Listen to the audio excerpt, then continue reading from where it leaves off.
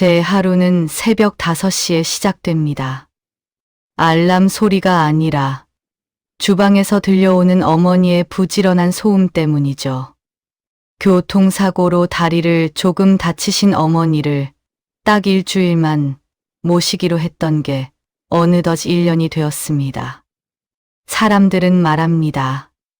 시어머니 모시고 사는 효부라고. 하지만 저에게 이 집은 더 이상 안식처가 아닙니다. 윤주야, 자니? 내가 국 다 끓여놨다. 식기 전에 나와서 먹어라. 방문 너머로 들려오는 어머니의 목소리는 다정하지만 저에게는 거역할 수 없는 명령처럼 들립니다.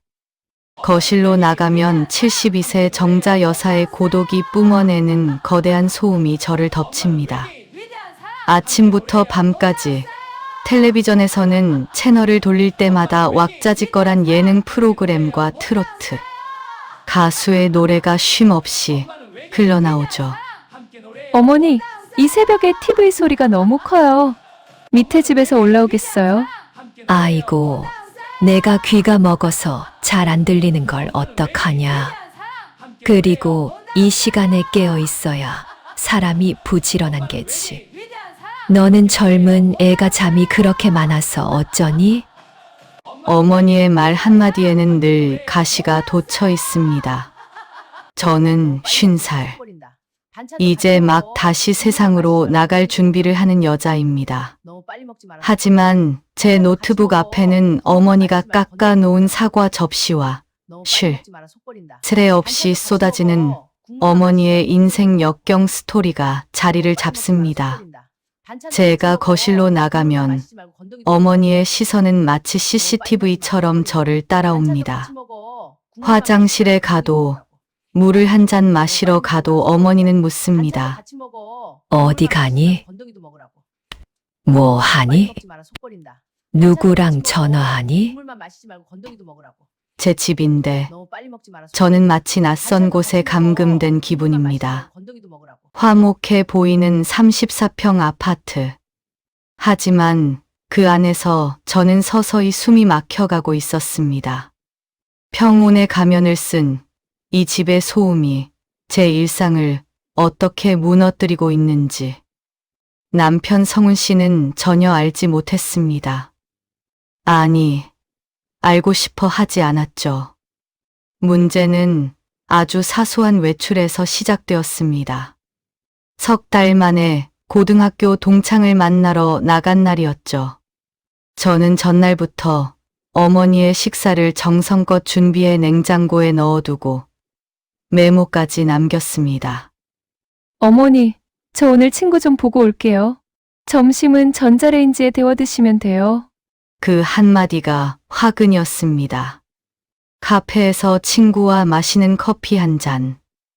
1년 만에 처음으로 나로서 숨을 쉬는 기분이었습니다.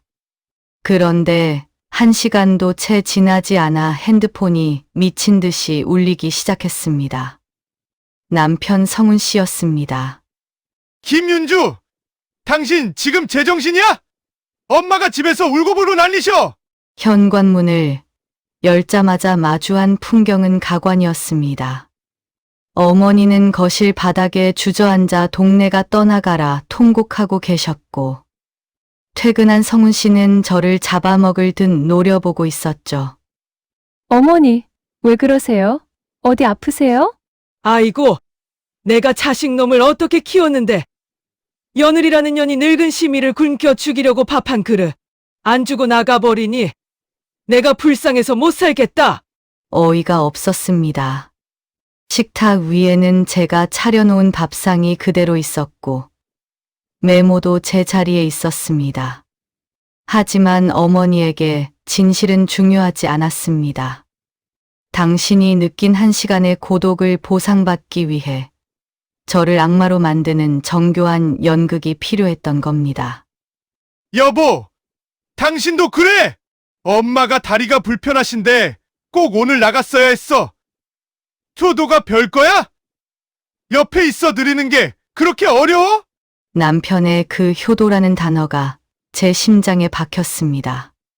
성훈 씨는 낮 동안 제가 겪는 그 지독한 관찰과 소음을 알지 못합니다.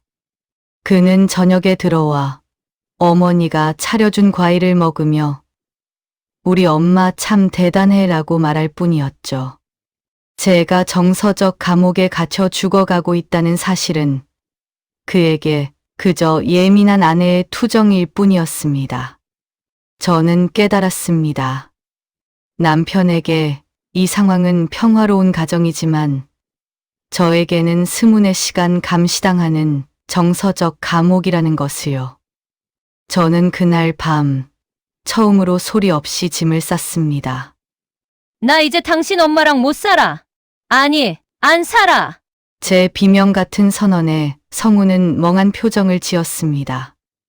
갑자기 왜 이래? 사람 무섭게. 그 무지한 대답이 저를 현관 밖으로 떠밀었습니다. 현관문이 닫히는 순간 1년 동안 저를 괴롭히던 TV 소리가 뚝 끊겼습니다. 비로소 찾아온 정적. 하지만 제 마음은 천둥 소리로 가득했습니다. 친구네 집 소파에서 보낸 3일. 그 3일은 남편 성훈에게도 생지옥이었습니다. 아내가 없는 집, 어머니의 효도 고문은 오롯이 아들인 그의 몫이 되었죠. 성훈아, 배고프다. 성훈아, 국 끓여라. 성훈아, 배달 음식보다 밥을 먹어야지. 성훈아, 저 사람 웃기는 것 좀 봐라. 너도 여기 와서 좀 앉아라. 성훈아, 성훈아. 3일째 되는 날 밤, 성우는 거실에서 왁자지껄하게 울려 퍼지는 예능 프로그램 소리를 듣다 처음으로 깨달았습니다. 아내가 겪었던 것은 가정이 아니라 전쟁터였다는 사실을요. 엄마, 제발 그놈의 TV 좀 꺼요. 나 잠 좀 자자고요. 윤주가 이 소리를 어떻게 1년을 버틴 거야? 성우는 텅 빈 주방 바닥에 앉아 엉엉 울었습니다. 아내의 빈자리가 주는 허전함보다 자신이 방관했던 그 지독한 소음의 공포가 더 크게 다가왔기 때문입니다. 일주일 뒤, 저는 집으로 돌아왔습니다. 남편은 헬쑥해진 얼굴로 현관 앞까지 나와 제 가방을 받아들었습니다. 그의 눈에는 미안함과 뒤늦은 깨달음이 서려 있었죠. 윤주야, 내가 미안해. 정말 미안해. 내가 아무것도 몰랐어. 저는 울지 않았습니다. 대신 준비해온 서류를 내밀었죠. 요양원은 절대 가지 않겠다는 어머니를 위해, 그리고 저를 지키기 위해 밤새 고민한 결과였습니다. 집에서 차로 20분 거리, 햇살이 잘 드는 작은 빌라의 전세 계약서였습니다. 어머니, 여기는 어머니만의 궁전이에요. 트로트 마음껏 크게 틀으셔도 되고, 새벽에 국을 끓이셔도 아무도 뭐라 안 해요. 제가 이틀에 한 번은 꼭 반찬해서 들를게요. 어머니는 처음엔 배신이라며 노발대발하셨습니다.